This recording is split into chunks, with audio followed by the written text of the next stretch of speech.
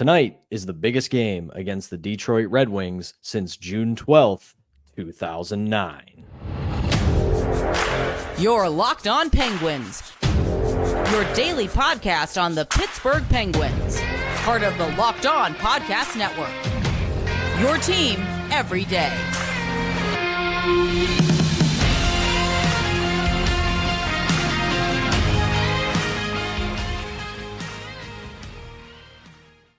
Hello and welcome back, Penguins fans, to another edition of the Locked On Penguins podcast.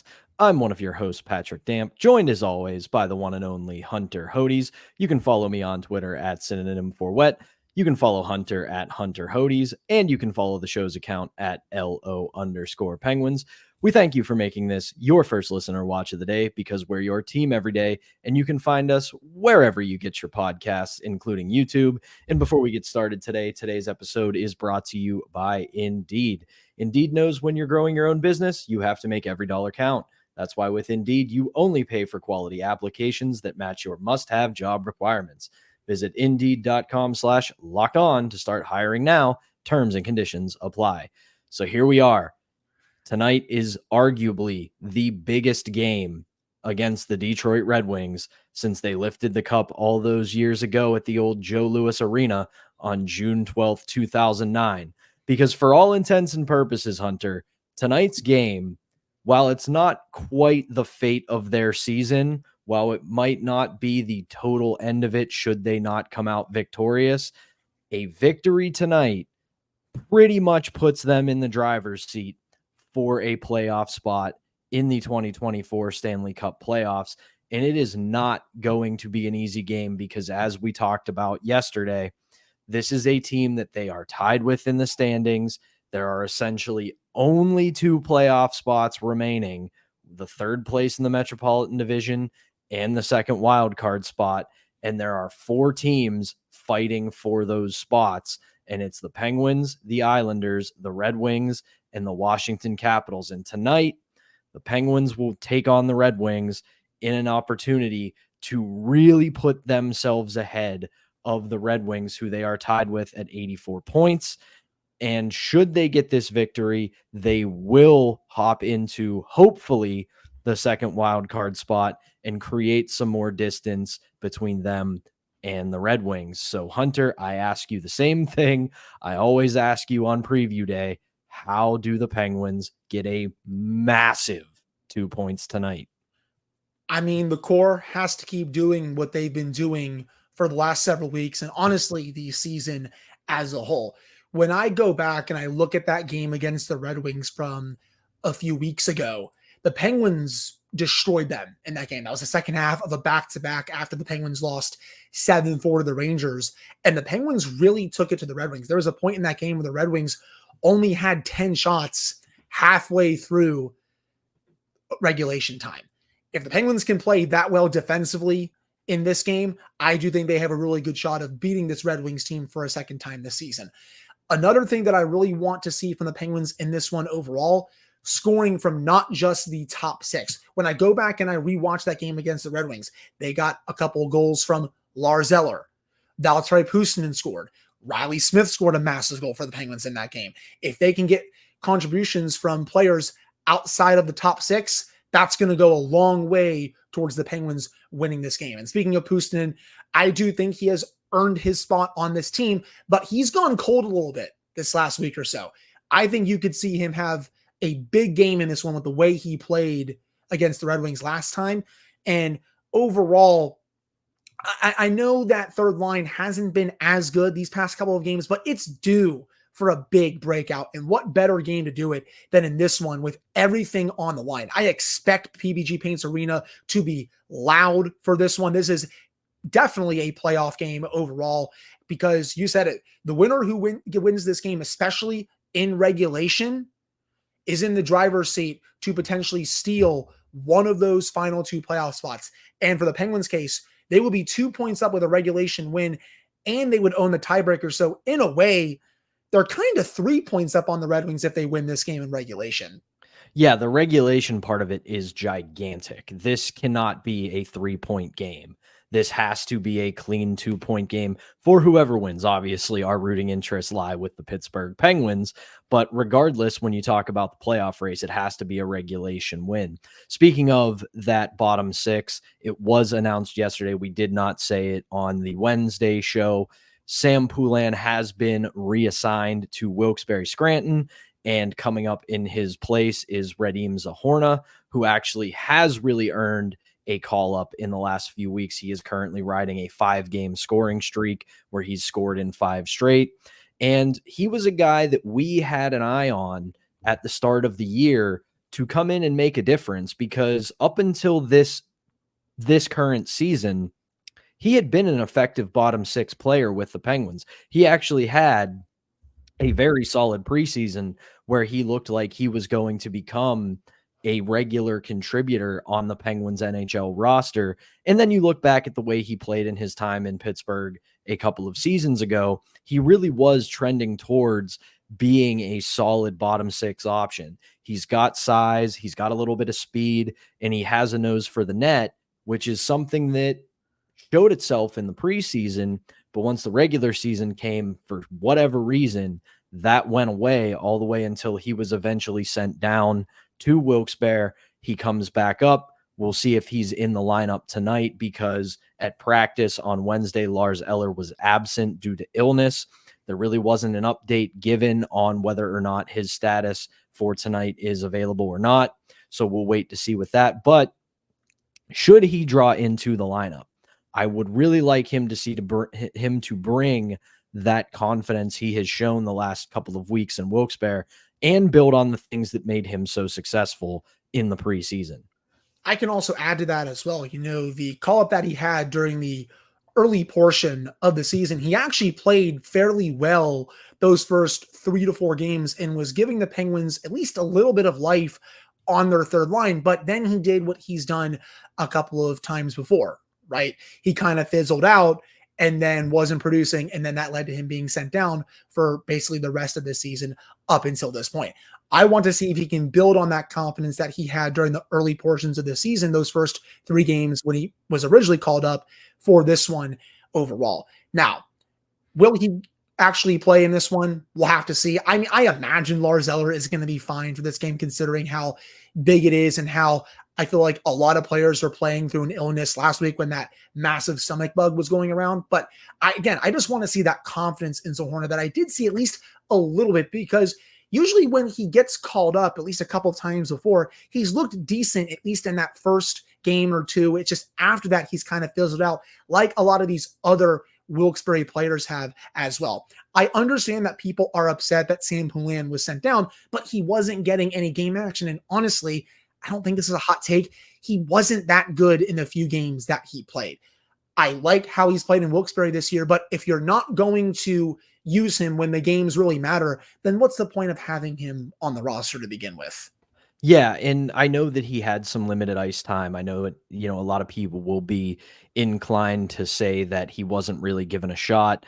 I don't totally disagree with that take, but the thing I would add to that is, in the limited minutes he did get, he didn't really do anything that would warrant getting more ice time.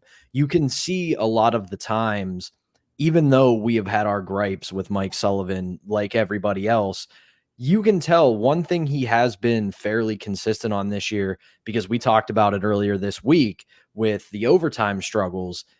When Lars Eller has played well, he has seen his ice time increase. And this isn't getting into the Jeff Carter of it all, who for some reason he continues to trot out there. But for the most part, when guys play well, he gives them more ice time. He doesn't just staple guys to the bench. Now, there is the discussion of a lot of the times he does staple younger guys to the bench for the smallest of mistakes. But in Sam Poulin's case, he wasn't a negative, but he wasn't a positive. So at this point, you can't really say he wasn't given a shot, because maybe he wasn't, but at the same time, he didn't really do anything to warrant more ice time and continue to stay on the NHL roster. Right. He didn't do enough to have Mike Sullivan take out someone from the lineup right now to put Poulin in when the games really matter, as they have for the last week and a half to 2 weeks overall. But getting back to the Red Wings as a whole. I mean, I think the Red Wings are going to be really upset heading into this game. I thought they deserved to win that game against Washington at home on Tuesday. They threw everything at Charlie Lindgren, including the kitchen sink, I should add. But Lindgren was just fantastic for the Capitals in that game. And when you look at this Red Wings roster, they have quite a bit of talent up front. I mean, it all starts with Dylan Larkin and Lucas Raymond, 64 and 62 points respectively this year for Raymond and Larkin. DeBrincat also has 60 points, 24 of those are goals. Patrick Kane, 44 points in 46 games. You know what you're going to get from him on a nightly basis. They have David Perron, JT Comfort. They do have a pretty solid top six. Like that is a potent top two lines. And the Penguins are going to have to be on high alert when both those lines are out there. It's after those two lines where I think they kind of have some depth issues. I think defensively, the Red Wings, they have Mo Seider and not too much else there. I think Shane Gostisbehere has had a pretty decent year for the Red Wings, but they really only have 1 to 2 defensemen and then not much else for their depth. Goaltending wise, Alex Lyon is going to get the start for the Red Wings. He's 20 and 18 and 4 this year, 908 save percentage, 2.96 goals against average. He has been their best goalie, but the Penguins did light him up like a Christmas tree in that last game against them. They put up 6 goals on him overall. He had a sub 900 save percentage. They're going to have a repeat of that performance again if they do want to win this game. And also, for another key for the Penguins to win this one, I want the penalty kill to get back to basics a little bit. It's been really lackluster over the last week. I feel like it was really bad against the Lightning, and I understand the Lightning have the top power play in the league, but I didn't like how, what's the word I'm looking for here? Just soft it was. They gave the Lightning way too much room to operate. And again, I understand they have so much star talent on the ice, but they were way too passive in the defensive zone. I also thought it was the same against Toronto in that game on Monday. So I want to see this PK unit be a little more aggressive. Even though the Red Wings have a top 10 power play, it's number 9 right now. When you look at the overall rankings for top power plays in the league, I still want the PK to be a bit more aggressive. For sure. And we'll keep the preview talk going here in the second segment, but that's going to do it for the first segment of today's episode of the Locked On Penguins podcast. Like I said, when we come back, we're going to keep talking about tonight's game. But before we do that, we have to tell you about our first sponsor, and that is Factor Meals. Eat stress-free this spring with Factor's delicious, ready-to-eat meals. Every fresh, never frozen meal is chef-crafted, dietitian approved, and ready to eat in just 2 minutes. Choose from a weekly menu of 35 options, including popular options like Calorie Smart, Keto, Protein Plus, or Veggie and Vegan. Also discover more than 60 add-ons every week like breakfast, on-the-go lunch snacks, and beverages to help you stay fueled and feel good all day long. So what are you waiting for? Get started today and fuel up for your springtime goals. Looking for gourmet meals? Try meals that feature premium ingredients like filet mignon, shrimp, truffle butter, broccolini, and asparagus. No fuss, no mess meals. Factor meals eliminate the hassle of prepping, cooking, or cleaning up. Simply heat and savor the good stuff. It's tailored to your schedule so you can customize weekly meals with the flexibility to get as much or as little as you need. You can also pause or reschedule deliveries to suit your lifestyle. Head to factormeals.com/LockedOnNHL50 and use code LockedOnNHL50 to get 50% off your first box plus 20% off your next box. That's code LockedOnNHL50 at factormeals.com/LockedOnNHL50 to get 50% off your first box plus 20% off your next box while your subscription is active. All right, we're back here on the Thursday edition of the Locked On Penguins podcast. I'm Patrick Damp, joined as always by the illustrious Hunter Hodes. And I want to pick the ball up, so to speak, where you left it in the first segment with the PK. We were running a little long on time there, so I didn't want to stretch that segment out too long. But I want to add this to it. I agree with your penalty kill take, but here's the way that I will kind of build upon that. Is I've noticed it this year as kind of a trend for as good as their penalty kill has been. It kind of seems like when they go up against the likes of, say, Toronto or Tampa Bay or Edmonton, those teams with really potent power plays, they seem to overthink it a little bit because they know that they're going up against a team that can pretty much score at will on the power play. And they get away from being an aggressive penalty kill, which has served them well most of this season.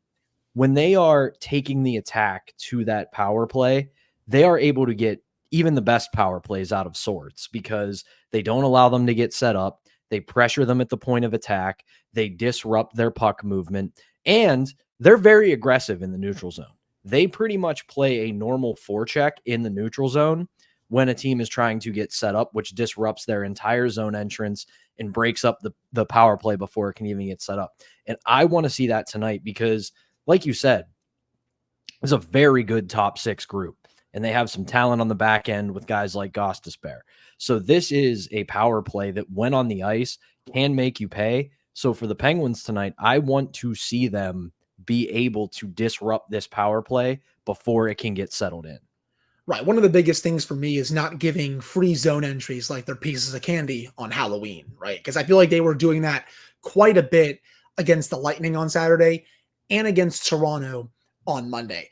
You cut down on that and you actually make them work for their zone entries. I do think the aggression will get back to them and they'll be able to play like the penalty kill that we've seen them play like for most of the season. Yeah, for sure. And that's going to be the biggest thing for me tonight. That's probably my biggest factor. Aside from this, they have to continue to play with the desperation they have been playing with for the last week. You look at the Toronto game, the Tampa Bay game, all the way back to the third period against the Devils. And then even before that, the Rangers game. This team was playing like they knew their season was on the line. And that is more true than it has ever been for the last 2 weeks tonight. Because as we talked about off the top of the show, winner of this game, especially if you take it in regulation, you are driving the bus at that point. Because the Penguins, as we've said multiple times now, they get a regulation win, they immediately have that tiebreaker over everybody else that they're in this race with. There is no math in the world that puts any of those teams into the same amount of regulation wins as the Penguins. So if they get 2 points in regulation, it's their journey to take. But then you look at where the two teams are coming into tonight's game. Red Wings are 4-4-2 in their last 10. Penguins are 6-1-3. They're riding a 9-game point streak, and they have put down some very formidable foes. Then you look at the Red Wings coming off a tough loss to Washington where they did play well, but got goalied. They beat Buffalo, but they've also lost to the Rangers. They've lost to the Panthers. They did get a win against the Tampa Bay Lightning, but they have also had some other tough losses to Carolina, Washington, Nashville. So whereas the Penguins have been stacking points, the Red Wings have been kind of trading between getting a point, getting 2 points, getting no points, getting a point. So the Penguins have to keep that trend alive for them and keep them down, so to speak, after tonight.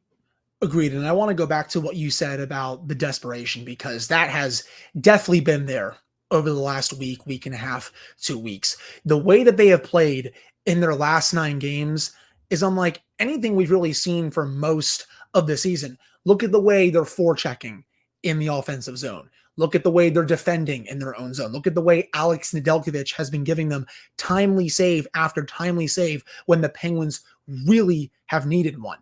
And that just hasn't been there for a lot of Penguins games this year. Heck, if they were playing like this for most of the season, we wouldn't even be having this conversation right now because they probably would have already had clinched a playoff spot by this point.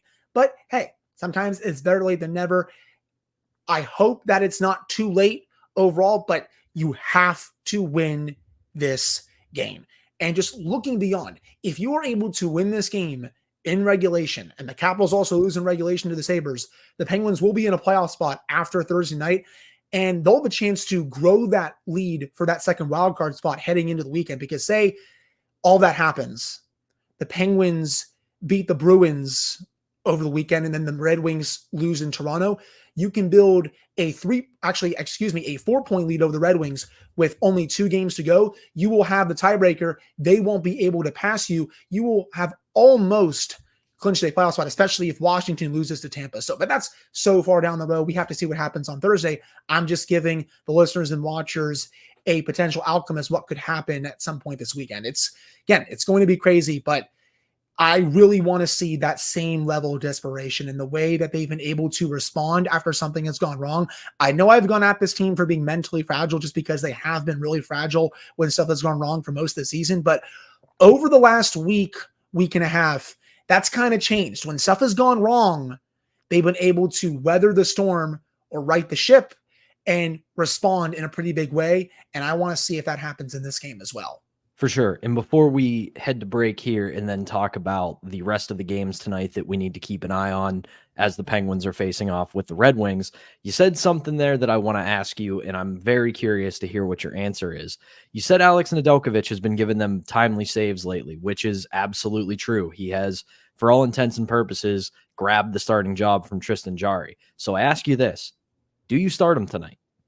Nedeljkovic? Oh, absolutely. There's no doubt in my mind with everything on the line and with how he's played over his last 9 starts. I don't think twice. I do start Nedeljkovic in this game. That said, it'll be interesting. Does Jarry get one of the final 3 games if he doesn't start tonight? I mean, we discussed earlier this week, we would have given him the start to Toronto, or at least I would have, but then what about Boston? I think Nedeljkovic is going to get that start. What about Nashville? I mean, I think that's the second best option for Jarry, but what if you still haven't clinched a playoff spot at that point? It's going to be a really tough call for Mike Sullivan over these final few games, but 100% I start Nedeljkovic in this game. I would definitely agree with you. I think at this point, if Jarry is to get another start this season, it will be against Nashville since it's a Western Conference game. And even though all points are absolutely at a premium right now, I think that's a game where the least amount of damage could be done because you're not playing a team in the East. But we will see. For transparency's sake, we are recording this the night before, so we have not been able to look into the future and see the morning skate and find out who is starting in net. Our vote goes to Alex Nedeljkovic, so we will see. When we come back, we are going to talk about the rest of the games on the schedule tonight that you will have to keep an eye on as the Penguins and Red Wings are facing off, because we're in that kind of a playoff race where we may need some help. But before we do that, we're going to tell you about our next sponsor, and that is Indeed. When you're drafting your fantasy team, do you ever wish you could handpick the best stars for your business team? If you're building your talent roster, you need Indeed. Indeed is the hiring platform where you can attract, interview, and hire all in one place. Don't spend hours on multiple job sites looking for candidates with the right skills when you can do it all with Indeed. Find top talent fast with Indeed's suite of powerful hiring tools like matching, assessments, and virtual interviews. Hate waiting? Indeed's U.S. data shows over 80% of Indeed employers find quality candidates whose resume on Indeed matches their job description the moment they sponsor a job. Told you guys before, Indeed was crucial for me when I was job hunting. It got me hooked up with a lot of employers, got me plenty of interviews, and eventually found me my current job. Indeed knows when you're growing your own business, you have to make every dollar count. That's why with Indeed, you only pay for quality applicants that match your must-have job requirements. Visit Indeed.com/lockedon to start hiring now. Just go to Indeed.com/lockedon. That's Indeed.com/lockedon. Terms and conditions apply. Cost per application pricing not available for everyone. Need to hire? You need Indeed. All right, we're back here on the Thursday edition of the Locked On Penguins podcast. I'm Patrick Damp. That's Hunter Hodes. And yes, we are still going to have to scoreboard watch tonight. Granted, that said, if the Penguins take 2 clean points, the scoreboard watching, not as important, but there are a couple of matchups we need to keep an eye on. And first and foremost, that is the Washington Capitals at the Buffalo Sabres. As we said, the Sabres were able to beat the Capitals earlier this season, and it was a fairly significant win. So with the Penguins now chasing the Washington Capitals, a regulation win for the Sabres would be huge. We also have the Flyers and Rangers, despite the Flyers' playoff hopes being pretty much buried at this point, still could have some impact. And then, of course, we have the Montreal Canadiens and the New York Islanders, as the Penguins still could potentially move up to third in the Metro. So which of those games, Hunter, like the sickos we are you going to have on your screen? Oh, it's 100% the Capitals game. I mean, I think that's the most important one to the Penguins at this point because, again, I'll say it for the 1,000th time over the last 24 hours. If the Penguins win this game against Detroit in regulation and the Capitals lose in regulation to the Sabres, the Penguins will be in that final playoff spot heading into the Friday games, and they'll have a chance to potentially build on that on Saturday at home against the Boston Bruins. That is the one game that I will definitely have my eye on. Of course, I'll be checking in on the Canadiens Islanders game, but I do expect the Islanders to win that game. They have been playing pretty well as of late. I still don't think the Islanders are that good of a team. I think they kind of got lucky to beat the Rangers. Semyon Varlamov has just been awesome for them, but I do think the Islanders will win that game, and that'll set up a pretty crazy showdown in New York, Madison Square Garden, I should say. I know they're playing the Rangers. It's the Battle of New York overall. They're playing the Rangers at MSG on Saturday, and with the way the ending of the Tuesday game had with the Noah Dobson hit on Vince Trocheck, I think you're going to see some fireworks at MSG. So the Rangers are going to be fired up to play that game. And then I'll still have the Flyers-Rangers game. I'll be checking the score in that one, even though I think the Rangers will win that game overall. I mean, the Flyers lose that game, they're 1,000,000% cooked, even though I think right now they're basically done at this point. But the one game that I will fully be keeping my eye on is the Capitals-Sabres game, as well as obviously the Penguins game. Yeah, obviously we've talked about how the Capitals have gotten a huge lift from Lindgren in net. He has been an absolute revelation for that team. And I think with his play over the last couple of months, the minus statistic that they have in goal differential is a little misleading because he has really provided some great goaltending for them. But on the other side of that, you look at the Sabres, and one of my favorite names in all of hockey, Ukko-Pekka Luukkonen in net for the Sabres, he has been a bright spot in what has been pretty much a disastrous season for the Sabres. He's got a .910 save percentage. He's 26-22-3, a .258 goals against average. So for the Sabres, there still is a good amount of talent there. That's still a very talented young team that is figuring it out. And you go up against the Capitals, who up until very recently have had some struggles scoring goals. This could have the makings of a game where Buffalo could, in fact, play spoiler to the Capitals. Oh, no, I agree with you. And the biggest thing is, the Sabres, they just put up a 6th spot on the Capitals last week, and all of their top players contributed in that win. They brutally outplayed the Capitals in that game. And even though the Sabres are eliminated from playoff contention, they're still probably chomping at the bit to take out at least one team with them. And the Capitals, it's funny, I still look at this team and I look at that goal differential and I'm like, this team has 3 forwards and a goalie. I mean, John Carlson is still playing at a decently high level. I guess I can include him in there as well, but there really is just not that much talent on this team, and yet they still hold a playoff spot heading into this game. I mean, this playoff race continues to boggle my mind, but the Sabres are not that good of a matchup for the Capitals because I also think that their speed can give them some fits as well. So there could be an upset brewing there with that game. Yeah, the history is there, and it's pretty recent history, so we will wait and find out. But most importantly, it is Penguins, it is Red Wings, 7 o'clock tonight at PPG Paints Arena. It's going to be a playoff atmosphere because for all intents and purposes, tonight is a playoff game. But that is going to do it for us on the Thursday edition of the Locked On Penguins podcast. We will be back tomorrow to recap this game and get you set for Penguins and Bruins on Saturday. But for Hunter Hodes, I am Patrick Damp. Thank you always for tuning in, and we will be back tomorrow with a recap of tonight's game.